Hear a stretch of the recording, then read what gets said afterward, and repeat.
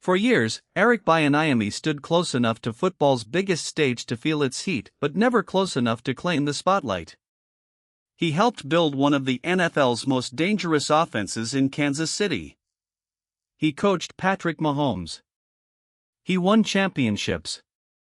And yet, when teams searched for their next head coach, his name kept fading from the board. Then, in January 2026, the Chiefs made a call that changed the story. They brought Bieniemy back as offensive coordinator. Not as a ceremony. Not as a favor. As a decision with consequences. Because Kansas City is no longer the same machine it was at its peak. And Bieniemy is no longer the same coach who left. Bieniemy's first Kansas City chapter began under Andy Reid, where discipline met imagination. The offense moved fast, spread defenses thin, and forced opponents to make impossible choices. Mahomes became a superstar. Travis Kelce became nearly impossible to contain. The Chiefs became a yearly threat. Bieniemy was not the only architect, but he was part of the structure. His fingerprints were on the preparation, the sequencing, and the relentless demand for execution. From 2018 through 2022, Kansas City reached the Super Bowl 3 times and won twice. Those results created an obvious question. If he was good enough to help lead that operation, why did the head coaching opportunity never arrive? In the NFL, success is often judged by who gets credit and who gets the next interview. The answer was never simple. Some teams questioned how much of Kansas City's success belonged to Reid, the system, and Mahomes. Others saw Bieniemy as intense, demanding, and difficult to fit into a traditional leadership mold. In 2023, he left the Chiefs for Washington, taking over as offensive coordinator and assistant head coach. The move looked like the beginning of a long-awaited audition. Instead, it became a turbulent season. The Commanders struggled.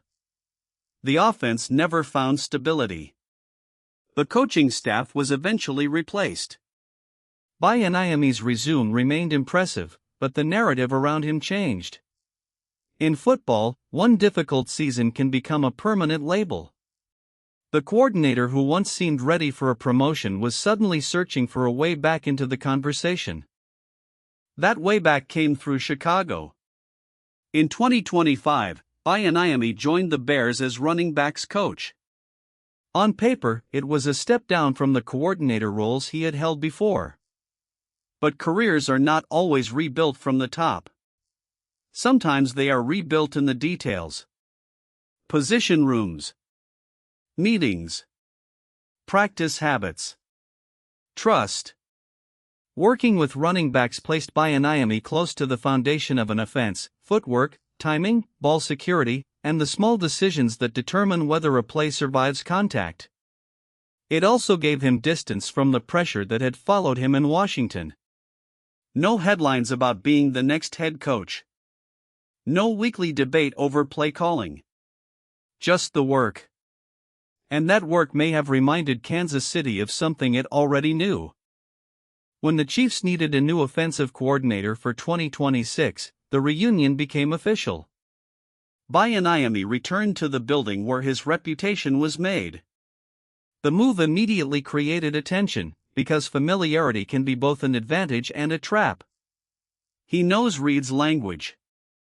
He knows the expectations. He knows Mahomes and the culture surrounding the team. But the offense has evolved, and the league has adjusted. Defenses are more flexible. Pass rushers are faster. Opponents have spent years studying Kansas City's answers. A reunion does not automatically restore the old formula. Bieniemy will have to prove that he can bring back the precision without simply replaying the past. Nostalgia may open the door. Results will decide whether he stays in the room. The pressure begins with the quarterback. Patrick Mahomes has already proved he can win in multiple versions of the Chiefs' offense. But even elite quarterbacks need structure when defenses remove their first option. The coordinator's job is not only to draw clever plays. It is to create answers before the snap, build confidence after mistakes, and make the entire unit play faster than the defense. That means protecting the quarterback without making the offense predictable. It means finding balance between aggression and control. It means turning ordinary possessions into pressure. Bieniemy understands the standard because he helped establish it. But understanding the standard is different from meeting it. Kansas City will be watching every third down, every red zone decision, and every quiet adjustment made at halftime. There is also a larger question hanging over this return. Can Bieniemy change the way the league sees him? A coordinator can be respected, successful, and still remain difficult to define. His next chapter may depend less on winning a few regular season games and more on showing complete command of the operation. Communication, adaptability, player development. The ability to absorb criticism without allowing it to fracture the room. If Kansas City's offense improves, Bieniemy's name will return to the coaching carousel. If it struggles, critics may say the reunion was built on memory instead of evidence. That is the risk of going back. Every old success becomes a measuring stick. Every new failure becomes proof that the past was the best version of you. Eric Bieniemy's return is not a guarantee of redemption. It is an experiment under stadium lights. Kansas City is betting that the coach who helped create its identity can help shape what comes next. Bieniemy is betting that the place where he made his name can also become the place where he finishes the argument.